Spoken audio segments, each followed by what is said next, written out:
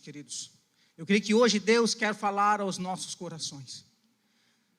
Que bom e maravilhoso nós estarmos aqui no primeiro culto do ano. No primeiro culto do ano.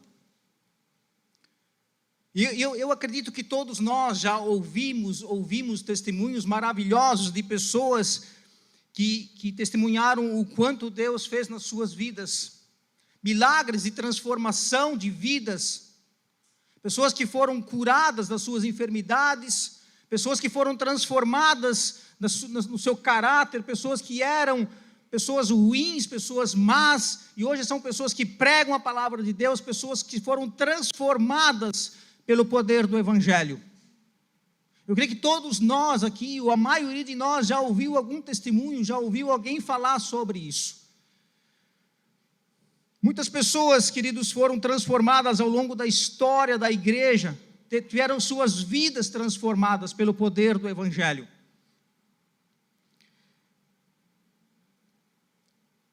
E muitas vezes, queridos, nós ficamos impactados com isso que nós ouvimos. Nós choramos às vezes, nós nos alegramos, uau, que legal. Mas às vezes isso parte de outra pessoa, porque isso não pode acontecer conosco. Porque isso não pode estar acontecendo com a minha vida. E eu acredito que em muitos momentos de crise, momentos onde a igreja estava passando por crise, Deus transformou aquela comunidade. Deus fez coisas maravilhosas naquela comunidade. E às vezes não necessariamente a igreja estava em crise, mas o contexto onde a igreja estava inserida estava em crise. E porque a igreja se manifestou, porque a igreja se levantou, queridos, tudo ao redor foi transformado. Por quê? Porque a igreja buscou no Senhor. Porque a igreja buscou de uma forma intencional o Senhor. E é nesse caminho que eu gostaria de levar a nossa conversa nesta noite. De uma forma intencional. Intencionalidade. O tema para esse mês vai ser uma igreja intencional. Como viver igreja de uma maneira intencional. E hoje o título, então, será uma igreja que vive uma vida devocional intencional.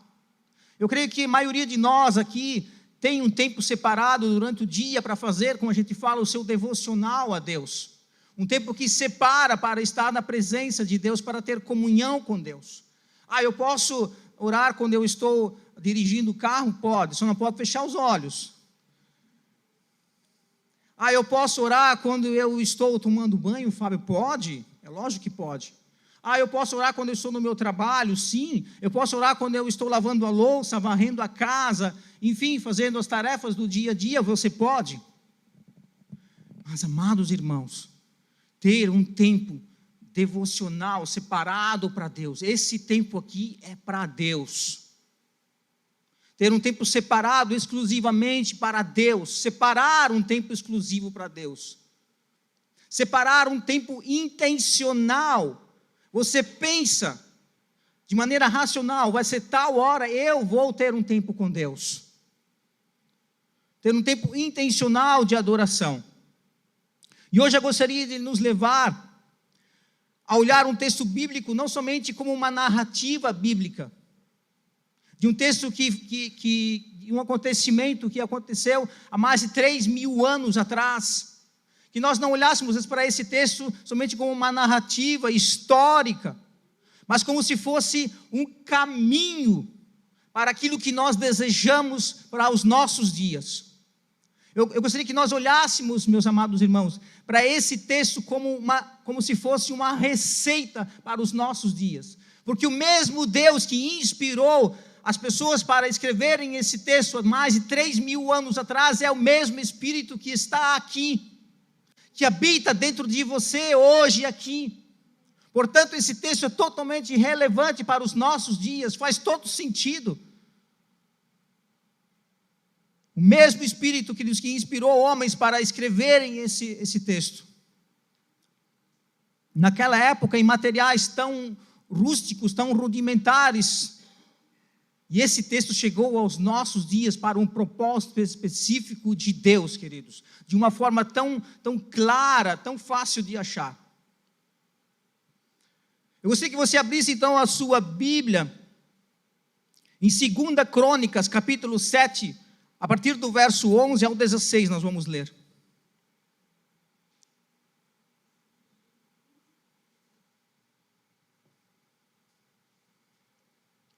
Segundo livro de Crônicas, capítulo 7, a partir do verso 11.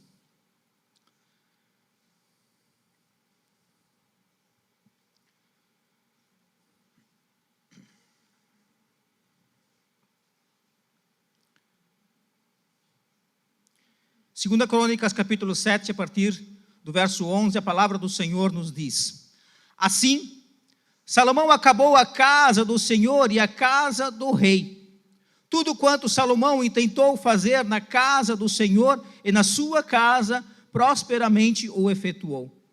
De noite, apareceu o Senhor a Salomão e lhe disse: Ouvi a tua oração e escolhi para mim este lugar para a casa do sacrifício. Se eu cerrar os céus de modo que não haja chuva, ou se ordenar aos gafanhotos que consumam a terra, ou se enviar a peste entre o meu povo, se o meu povo, que se chama pelo meu nome, se humilhar e orar, e me buscar, e se converter dos seus maus caminhos, então eu ouvirei dos céus, perdoarei os seus pecados e sararei a sua terra. Estarão abertos os meus olhos e atentos os meus ouvidos à oração que se fizer neste lugar, porque escolhi e santifiquei esta casa, para que nela esteja o meu nome perpetuamente. Nela estarão fixos os meus olhos e o meu coração todos os dias. Quando nós olhamos para o contexto em que foi escrito essa passagem, nós vemos então no contexto o templo de Jerusalém majestoso, glorioso, grandioso, sendo inaugurado. E o que acontece ali? Isso era o sonho do rei Davi, construir uma casa para o Senhor. Batia forte no coração de Davi ele construir uma casa para Deus, edificar um prédio, edificar uma instalação, uma casa para o Senhor. Isso batia muito forte no coração de Davi, mas ele não concluiu esse projeto. Deus não permitiu que ele fizesse esse projeto. Mas quem completou esse projeto, quem realizou esse projeto foi o seu filho Salomão. E a Bíblia nos diz, queridos, que tendo Salomão acabado de construir a casa, desceu fogo do céu e consumiu o holocausto e o sacrifício. E a glória de Deus encheu aquele lugar. A presença de Deus, a glória de Deus encheu aquele lugar naquele dia. Então, em meio a tudo isso, quando desceu fogo do céu e consumiu o holocausto e o sacrifício, quando a glória de Deus encheu aquele lugar, no meio disso tudo, Deus então fala a Salomão. Verso 13: Se eu cerrar os céus de modo que não haja chuva, ou se ordenar aos gafanhotos que consumam a terra, ou se enviar a peste entre o meu povo. E o verso 14 então nos diz: se o meu povo, que se chama pelo meu nome. Podemos dizer aqui então que começa uma proposta. Deus começa a falar com Salomão: olha, se o meu povo, se o povo de Deus, se vocês, então começa uma proposta de uma mudança de vida, de uma mudança de atitudes. Começa uma proposta do que nós podemos dizer, chamar de avivamento. O que é um avivamento? É quando o Espírito de Deus visita o seu povo, que estava antes, podemos dizer assim, num estado de dormência, num povo acomodado, vivendo no seu conforto, da sua mesmice, achando que está tudo certo. É quando o Espírito de Deus visita o seu povo que está nesse estado de maneira sobrenatural. trazendo um novo ânimo espiritual, trazendo mais desejo pela palavra de Deus, trazendo desejo de amar as pessoas, de amar os perdidos. É quando o Espírito de Deus visita um povo de maneira sobrenatural e grandiosa, fazendo com que as pessoas temam o pecado, fazendo com que as pessoas desejem viver em santidade, se afastando do pecado, vivendo para Deus, vivendo o reino de Deus nas suas vidas.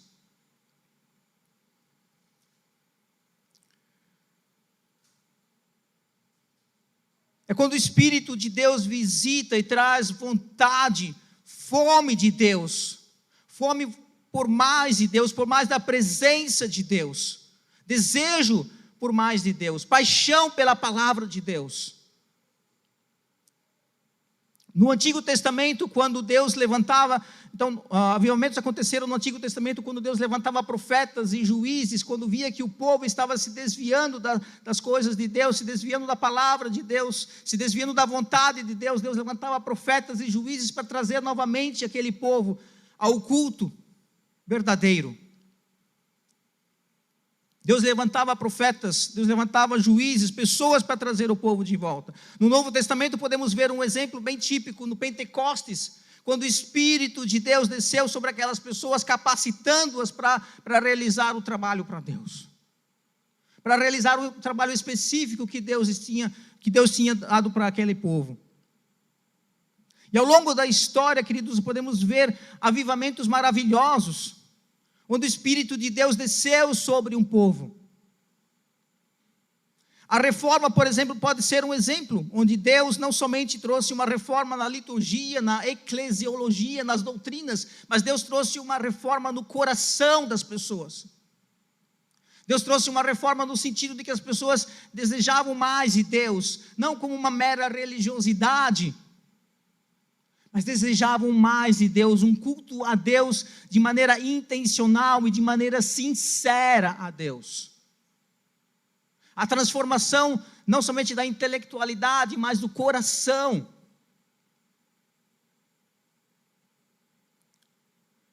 E nos nossos dias, meus amados, nós precisamos crer que Deus quer transformar as nossas vidas, Deus quer transformar a igreja. Nós temos visto Deus fazer coisas maravilhosas, sim. No ano passado, muitas pessoas foram ao batismo, isso é maravilhoso. Isso é poder de Deus agindo. Mas eu fiquei pensando, puxa, que legal que foi isso, que bom. Mas Deus, queridos, eu quero ousar nessa noite. Eu quero colocar uma coceira no teu coração e dizer que existe mais de Deus. Você crê nisso? Existe mais de Deus. Existe muito mais de Deus para nós. E nós precisamos crer nisso. E nós temos buscado como igreja, queridos, o Senhor e temos desejado a presença de Deus. Eu tenho desejado, eu creio que muitos aqui têm desejado mais de Deus. Muitos aqui têm sentido que existe mais de Deus do que aquilo que nós já vivemos ou estamos vivendo. Eu quero incendiar o teu coração nesse primeiro culto do ano e que você possa levar para a sua casa isso, que existe mais de Deus, existe muito mais de Deus. Temos visto o mover de Deus, sim, mas existe mais. Eu quero mais. Nós precisamos querer mais.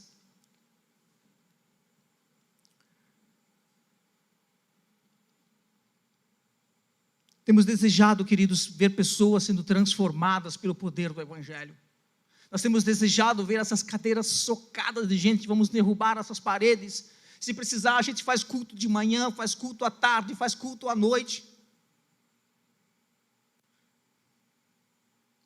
Fazer dos nossos cultos um evento, queridos. As pessoas passarem pelas ruas, ué, o que está acontecendo nas ruas vazias? Tem culto na Livre.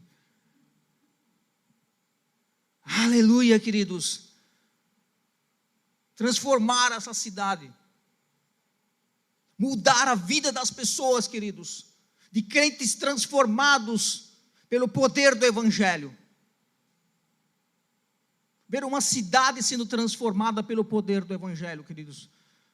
Fábio, você está maluco, cara, isso não existe. Existe, é possível. É possível, queridos. Eu não tenho dúvidas de que isso é possível. Deus tem nos levado, queridos, ao aperfeiçoamento de tudo que nós fazemos. Temos buscado conhecer mais a palavra, temos desejado conhecer a palavra. Tem o culto de segunda-feira, onde temos estudado a palavra, versículo por versículo, temos discutido sobre a palavra, temos aprendido. O culto Kids é maravilhoso, e Deus tem colocado no coração das pessoas de ensinar essa geração que está vindo. Os meus netos, o Benício e a Alicia, eles dão um show. O Benício assiste. Eu creio que muitas crianças aqui também assistem. Isso é maravilhoso. Uma mudança de atitude, de mentalidade faz-se necessária, queridos. E hoje eu gostaria de falar com você nesse sentido de uma mudança nos nossos pensamentos, uma mudança de atitudes, queridos, mas de uma maneira intencional, ter uma devoção intencional dia a dia. Você ter essa intencionalidade. Eu quero.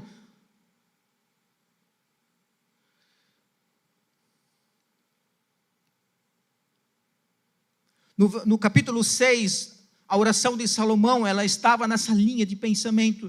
Deus, se aparecer um problema, o Senhor vai nos perdoar. Se nós nos humilharmos, o Senhor vai nos perdoar. Se aparecer aquele outro problema, o Senhor vai nos perdoar. Se aparecer aquele outro ainda problema, o Senhor vai nos perdoar. E a oração de Salomão foi ouvida. Deus ouviu a oração daquele homem. Atitudes práticas. Eu pensei nisso. Puxa, o primeiro culto do ano, eu preciso incendiar o coração dessa galera. Eu preciso fazer alguma coisa. Porque muitas vezes nós temos no nosso coração, queridos, coisas teóricas. Então, passou o Réveillon, é aquela coisa, né? Puxa, nesse ano, eu vou para a academia. Não, eu vou comprar uma bicicleta, para garantir que eu vou pedalar. Vou comprar um tênis novinho, especial, para caminhar. Não, eu vou comprar uma Bíblia nova. E essa Bíblia, então, eu vou ler até o final do ano. E junto com essa Bíblia, eu vou comprar mais 2 comentários. E vou lê-los juntamente com a Bíblia, paralelamente. Uau, que legal. Queridos, mas muitas vezes isso é apenas teoria. Então eu pensei hoje trazer alguma coisa prática que nós podemos de verdade fazer, aplicar na nossa vida. Por isso o tema da mensagem, ter um devocional intencional, diário na nossa vida.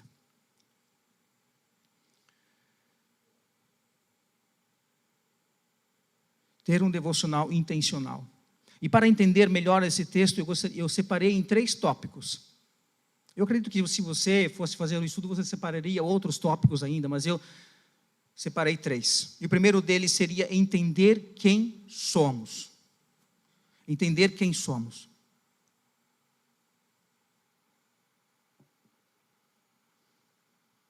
Verso 14 diz: se o meu povo, que se chama pelo meu nome, uma das primeiras coisas que nós precisamos fazer é identificar a nossa identidade. Quem nós somos. Quem nós somos.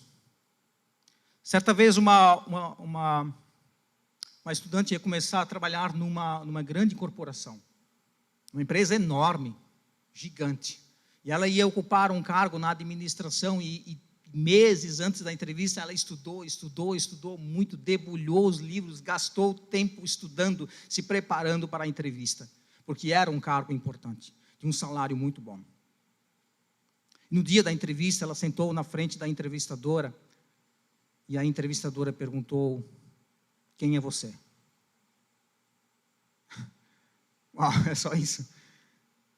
E ela não conseguiu dizer quem ela era. Aí eu pergunto para você, quem é você? Quem é você? Nós somos o povo de Deus. Você pode dizer amém? Está comigo? Amém? Nós somos o povo de Deus. Você foi chamado por Deus antes da fundação do mundo. Deus chamou você, Deus vocacionou você para um propósito específico. Você foi regenerado, você foi transformado, você foi marcado e selado como propriedade exclusiva de Deus. Você foi declarado justo. O Espírito Santo de Deus não somente desceu à terra, mas desceu para habitar dentro de você. Você tem noção do que é isso? Aonde você vai, Deus vai contigo. Aonde você vai, o Espírito de Deus vai contigo. Quando você estiver atrás do volante do teu carro, o Espírito de Deus está ali com você. Quando você estiver no seu banheiro, o Espírito de Deus está ali com você. Quando você estiver tomando banho, o Espírito Santo de Deus está ali com você. Aonde você for, o Espírito de Deus vai com você. Você é a habitação, é templo da habitação do Espírito de Deus. Às vezes isso parece tão clichê, às vezes parece tão simples, mas quando nós percebemos a grandiosidade dessa verdade, queridos, de que o Espírito de Deus habita dentro de mim, uau, isso é maravilhoso. E não somente isso, quando você de verdade entende essa verdade. Às vezes nós entendemos aqui, porque nós somos inteligentes. Nós entendemos aqui, mas isso às vezes não desce para cá. Quando isso desce para cá, isso muda a tua vida. Isso muda a nossa vida, isso muda a vida da igreja. Isso muda a nossa, como se fala, a nossa cosmovisão. Isso muda a maneira como nós entendemos a pandemia. Isso muda como nós entendemos o nosso trabalho. Isso muda como nós entendemos o trabalho na igreja. Isso muda a maneira que você decide a tua vida. Isso muda a maneira como você planeja a tua vida. Quando você entende que você é povo de Deus, que você foi resgatado, você foi transformado, e agora o Espírito de Deus habita dentro de você.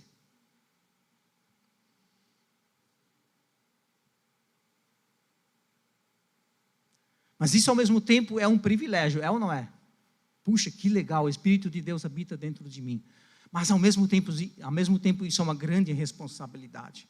Porque agora as pessoas vão olhar para mim, as pessoas vão olhar para você, as pessoas vão olhar para a igreja, para saber como esse povo se comporta, como esse povo reage diante das dificuldades, como esse povo reage à pandemia, como esse povo reage aos problemas que vivem. Porque nós não podemos chamar pessoas a se arrependerem dos seus pecados se nós não nos arrependemos dos nossos próprios pecados. Nós não podemos chamar as pessoas a ter a esperança diante das dificuldades se nós, em meio às dificuldades, ficamos desesperados. Nós somos o povo de Deus que se chama pelo nome de Deus. Se o meu povo que se chama pelo meu nome, Deus é a nossa identidade, nós não temos outro lugar para ir, queridos, não há outro nome que nós podemos recorrer.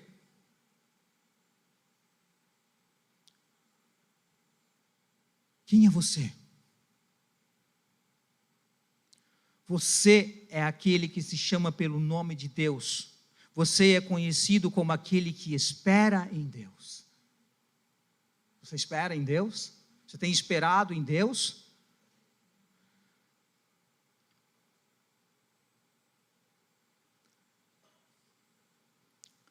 O avivamento é obra de Deus, queridos, nós não produzimos isso. Essa transformação de vidas, nós não produzimos isso. Tá, mas daí, Fábio? Mas Ele virá quando nós buscarmos a Deus de uma forma intencional. Quando nós decidirmos, queridos, não, A partir de hoje eu quero fazer algo diferente. Eu estou no caminho do Senhor, mas eu quero mais de Deus. Eu quero mais de Deus. Eu quero muito mais de Deus para a minha vida, para a vida da igreja. O verso 14 diz: se. Tem duas coisas que elas andam juntas, não podem viver separadamente. E a Bíblia trata muito bem essas duas questões. O problema somos nós. Sobre a soberania de Deus e a responsabilidade humana. Até onde vai a soberania de Deus? Porque nós dizemos: Deus, tu és soberano sobre todas as coisas, tens o controle absoluto de todas as coisas, criaste todas as coisas, fizeste todas as coisas, tu mantém todas as coisas, Deus. Tu és soberano absoluto de todas as coisas. Mas até onde vai a soberania de Deus e a responsabilidade humana? Essas duas coisas andam juntas e nós precisamos conviver com elas. Não tem jeito. A igreja não produz avivamento. Não, ela não produz, mas a igreja precisa preparar o caminho para um avivamento. Nós precisamos preparar esse caminho, queridos, com intencionalidade. A igreja sim tem a sua responsabilidade. Nós como igreja temos a responsabilidade, queridos, sobre a nossa cidade. Eu acredito que Deus não nos colocou aqui para sermos mais uma comunidade evangélica na nossa cidade. Eu creio que há um propósito de Deus para nós aqui. Também acredito que outras comunidades também em Pomerode pregam a palavra de Deus. Mas Deus tem propósitos específicos para nós como Igreja Evangélica Livre, queridos, na nossa cidade, em Pomerode. E o que nós precisamos fazer, Fábio? Cabe a cada um de nós se humilhar, se arrepender, orar e acertar a nossa vida com Deus. Então, esse ele nos indica a possibilidade de o povo se afastar de Deus. Se o meu povo, você entende isso? Se o meu povo, existe então a possibilidade do povo estar afastado de Deus. Existe a possibilidade de o povo estar longe de Deus. Existe a possibilidade do povo estar sendo infiel a Deus. Existe então a possibilidade de o povo não estar obedecendo a Deus, não estar orando. O povo talvez não esteja se quebrantando diante de Deus. Mas se o meu povo se humilhar,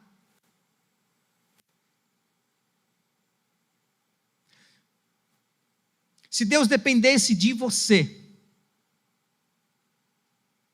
se Deus dependesse de você para trazer um avivamento sobre nós hoje, ele aconteceria?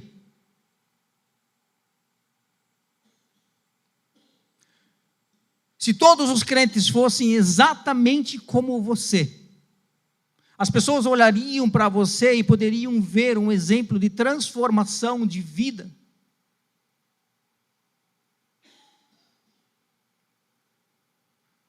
Mas a grande pergunta talvez seria: será que nós de verdade queremos esse avivamento? Aí a gente fica pensando: puxa, nós queremos tanto isso, mas será que todos nós queremos isso? Será que todos nós de verdade queremos ver essas cadeiras lotadas de pessoas, talvez do outro lado cheio ainda, 3 cultos por dia? É muita gente, queridos. E deixa eu dizer uma coisa para você: gente dá trabalho. Precisa de gente para cuidar de gente. Será que nós de verdade estamos dispostos, queridos, a isso? Será que nós estamos dispostos a encarar esse projeto?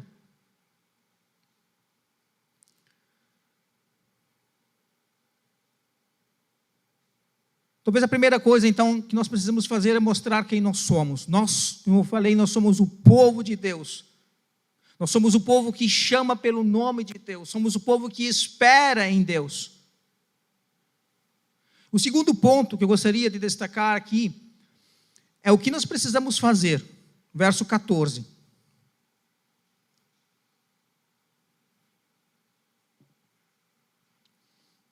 Eu estou falando aqui de atitudes práticas, que todos nós, queridos, precisamos fazer. Verso 14 diz, se humilhar. Talvez um dos maiores problemas na vida de muitos crentes, queridos, seja essa questão da dureza do coração. E a Bíblia fala sobre a dura cerviz. O que é dura cerviz? É a nuca dura. Ter a nuca dura. Que não se curva, que não se dobra, que não se rende. Orgulho, soberba, incapacidade de reconsiderar. Incapacidade de admitir o próprio erro, incapacidade de admitir que está no caminho do pecado e encarar a restauração.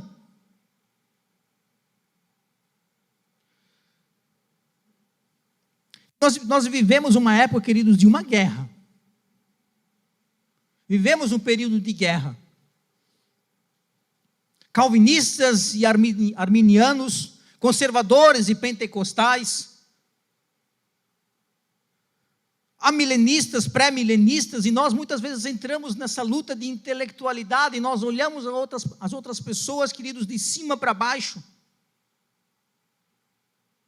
E muitas vezes, meus amados irmãos, nós fechamos as portas para as pessoas que estão vindo, porque nós nos achamos melhores do que os outros, porque talvez os outros não estejam no patamar onde nós supostamente estamos.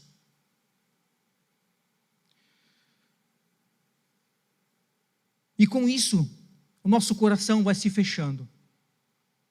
É preciso nós nos humilharmos na presença de Deus, queridos.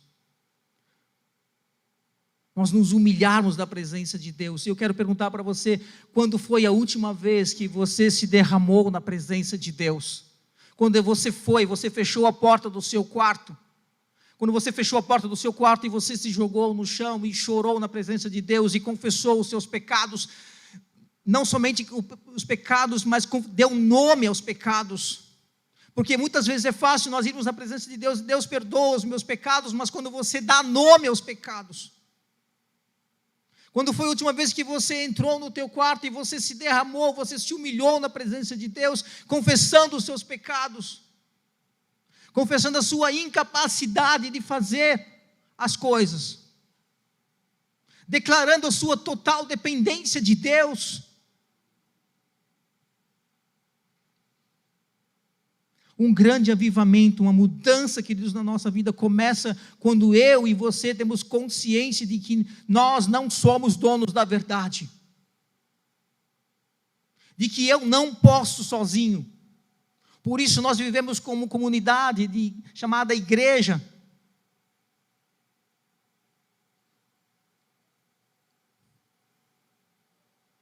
Eu sei que tem muitas pessoas que não gostam dessa palavra, mas ela é importante para nós.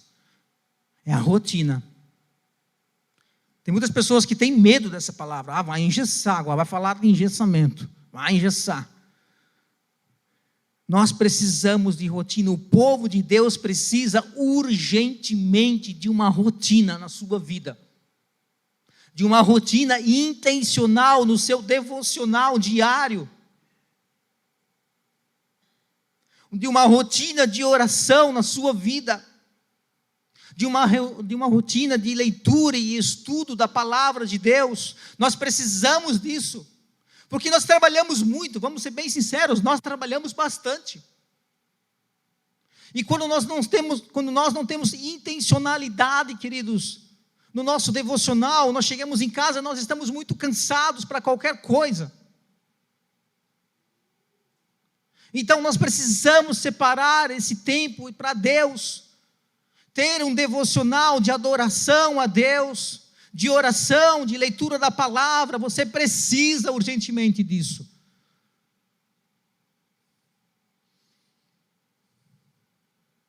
Você não pode viver por instinto. Quem vive por instinto é animal.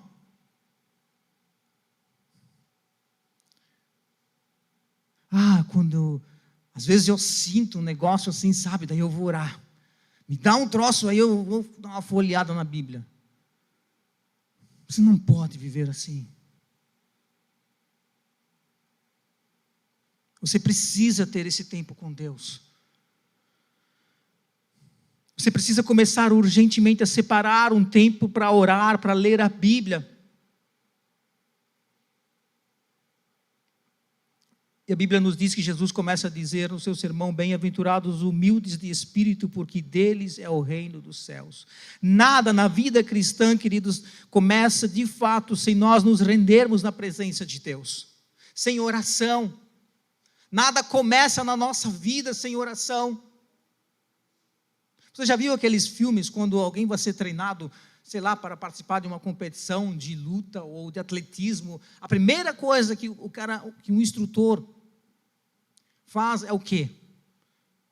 Manda o cara correr. É básico, queridos, para todo atleta. Na nossa vida cristã é básico nós orarmos. Não tem vida cristã sem oração. Põe isso na sua cabeça. Não dá. A oração, ela precisa fazer parte da nossa vida.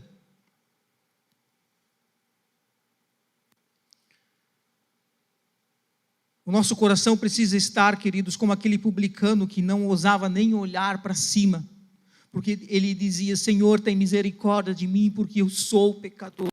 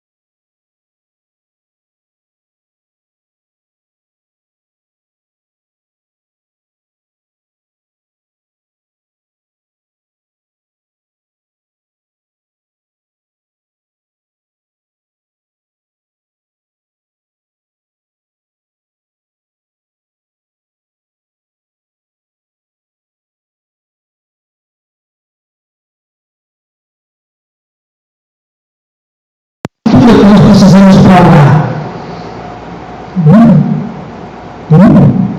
Você não precisa de estrutura nenhuma. Você só precisa ligar. Parece tão simples, né? Por que isso é tão complicado? Por que isso é tão difícil de fazer?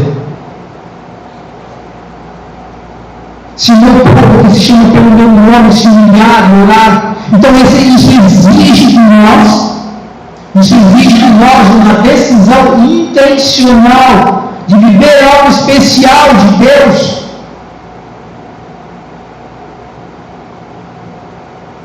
Que lugar a oração tem ocupado na tua vida? De 0 a 10, que nota você daria para a oração?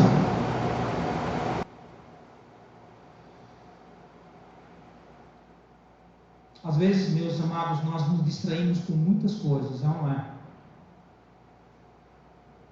Nós andamos talvez às vezes distraídos com tantas coisas, atraídos por tantas coisas, das coisas deste mundo, que nós não nos atentamos à importância de nós termos esse tempo de oração. Separar esse tempo para Deus, para orar, para buscar a presença de Deus.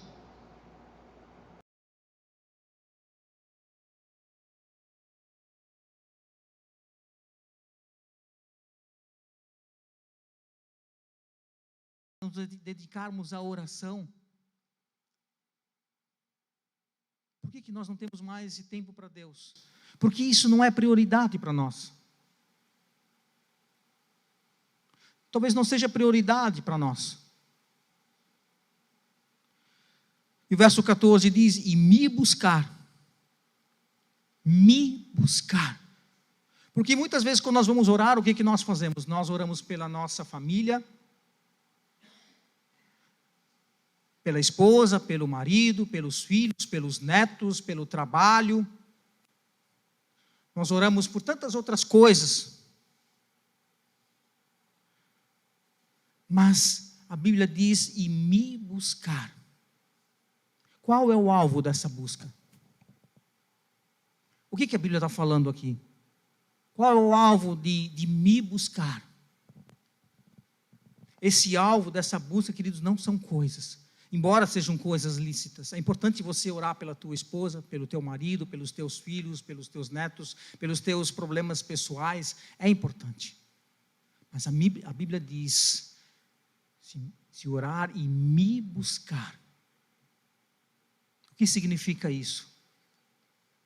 O alvo dessa busca é a presença de Deus na sua vida, na vida da igreja. Orar pela presença de Deus, queridos, é a mesma coisa que Moisés tinha no seu coração. Ele diz: se tu não fores conosco, não nos faça sair daqui. Se um anjo for conosco, é bom. A terra para onde nós vamos, ela é boa. Mas o que eu quero é a tua presença, Deus. O que nós queremos é a presença de Deus, queridos. O que mais nós precisamos desejar é a presença de Deus. A presença de Deus na nossa vida. É isso que nós precisamos. Ter fome de Deus. Você tem fome de Deus? Você tem sede de Deus? Você deseja a presença de Deus? O quanto você tem desejado isso? O quanto teu coração arde pela presença de Deus na tua vida? Pela presença de Deus na vida da igreja? E o verso 14 continua: e se converter dos seus maus caminhos. Quem está no mau caminho? Segundo o texto, o povo de Deus. O povo de Deus está no mau caminho. Mas aí a gente fica pensando: puxa, mas o fato de alguns de nós, de eu, ou você, ou alguns de nós estarmos no mau caminho, não significa que nós deixamos de ser, não significa que nós deixamos de ser povo de Deus. Ufa, que alívio, não é? Que alívio! Não significa que nós deixamos de ser povo de Deus, mas quando o povo de Deus anda pelo caminho mau, esse povo perde o quê? Ele perde a presença de Deus. Ele perde aquilo que mais nós devemos desejar, queridos. Aquilo que mais nós devemos desejar para a nossa vida. Mais do que um monte de bugigangas, é a presença de Deus. E quando o povo perde a presença de Deus, aí vem a disciplina de Deus, vem o juízo de Deus, e a obra de Deus não avança, a igreja não cresce. Porque nós precisamos entender que não basta um arrependimento dos pecados, um remorso. Quando você peca, você sente remorso por aquilo, mas precisa mostrar frutos de arrependimento. Não é arrependimento e arrependimento, mas é arrependimento e frutos de arrependimento. Não é cair, levantar, cair, levantar, cair, levantar. O que significa na prática, Fábio, se converter dos seus maus caminhos? É quando você está andando num caminho e de repente você tem consciência de que esse caminho é mau, você não continua nesse caminho, mas você dá outra, você vira. Você não continua no caminho mau. O Salmo 139, 23, 24, ele diz: sonda-me, ó Deus, e conhece o meu coração. Prova-me e conhece os meus pensamentos. Vê se há em mim algum caminho mau e guia-me pelo caminho eterno. Por que eu estou falando isso? Porque muitas vezes nós podemos estar andando por um caminho mau. Você pode estar andando por um caminho mau e você não sabe. Talvez você esteja andando por um caminho mau e batendo palmas para você mesmo.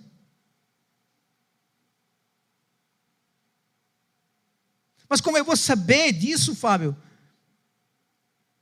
A oração nos leva, queridos, a ter intimidade com o próprio Deus.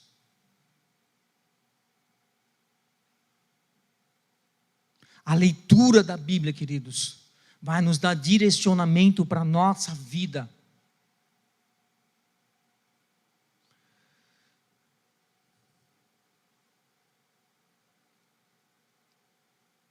Verso 14 diz: então vem a promessa de Deus. Então eu ouvirei dos céus. Então eu ouvirei dos céus.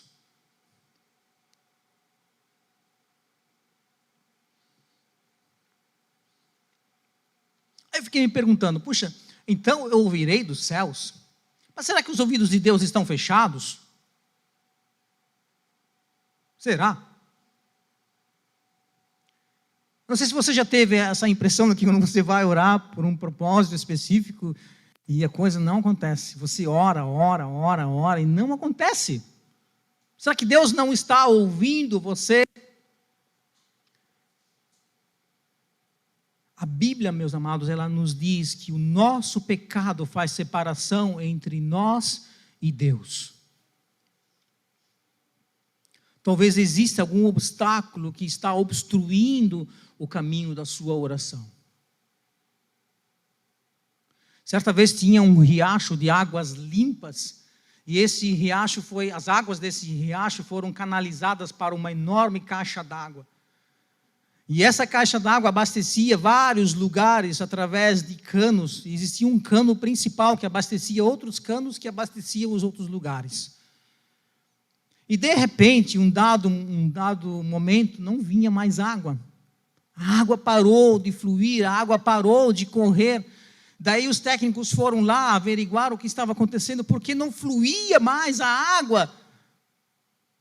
Daí eles perceberam que tinha um rato morto dentro do cano. Às vezes, queridos, as águas elas não fluem porque tem rato morto obstruindo. Às vezes tem rato morto encalhado e por isso não flui. Às vezes tem pecados não confessados. Às vezes tem pecados não abandonados. Porque nós talvez queremos viver no domingo o arrepio, nós queremos viver no domingo essa sensação gostosa, esse calorzinho gostoso, estarmos juntos aqui como igreja. Mas durante a semana nós queremos viver as coisas do mundo. Nós queremos continuar vivendo as coisas do mundo.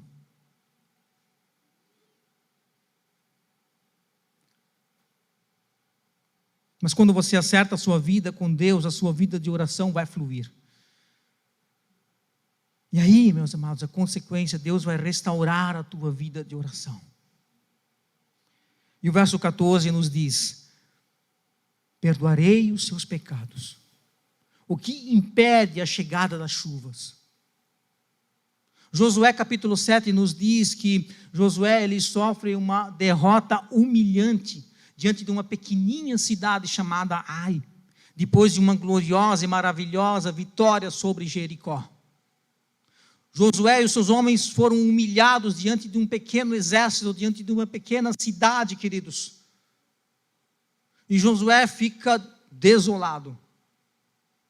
E ele pega os anciãos e se joga na presença de Deus, queridos. E Deus fala para Josué: Josué, o que você está fazendo? Levanta daí, não adianta orar.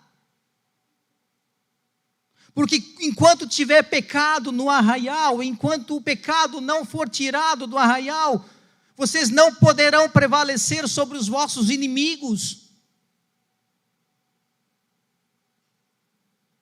Enquanto o pecado não for abandonado, ele irá impedir o fluir das bênçãos de Deus na sua vida. Enquanto o pecado não for confessado, enquanto o pecado não for abandonado, as bênçãos de Deus não vão fluir sobre a tua vida.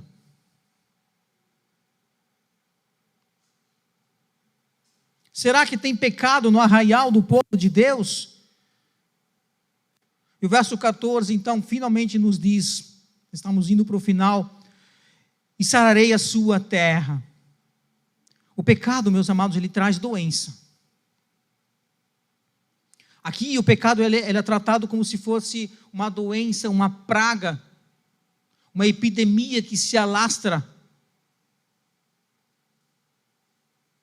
E o que precisa fazer então para curar, Fábio? Precisa se humilhar, precisa orar, precisa buscar a Deus e se converter dos seus maus caminhos, precisa acertar a sua vida com Deus.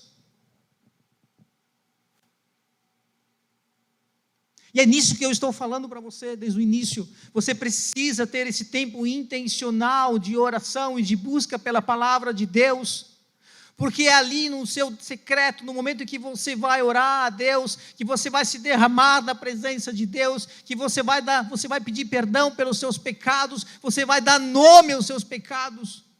É ali que Deus vai mostrar para você. É ali na intimidade com Deus. Por isso, quão importante é, queridos, esse tempo. Esse tempo de devocional intencional nas nossas vidas. Eu quero concluir essa mensagem lendo novamente o verso 14. Se o meu povo, que se chama pelo meu nome, nós nos identificarmos com o nome de Deus, se humilhar, nos derramarmos na presença de Deus e orarmos de maneira intencional e buscarmos a presença de Deus para a nossa vida, buscarmos a presença de Deus na nossa vida, e se converter dos seus maus caminhos, então eu ouvirei dos céus. Isso é promessa de Deus. Eu ouvirei dos céus e perdoarei os seus pecados e sararei a sua terra. Existe sim, meus amados, uma responsabilidade nossa de buscarmos então essa presença de Deus sobre a nossa vida. E quando nós estivermos cheios e transbordantes do Espírito Santo de Deus, queridos, quando nós estivermos cheios do Espírito Santo de Deus, tão cheios e transbordantes que vamos contagiar as pessoas que estão ao nosso redor. E aí pessoas serão transformadas, queridos, pelo poder do Evangelho.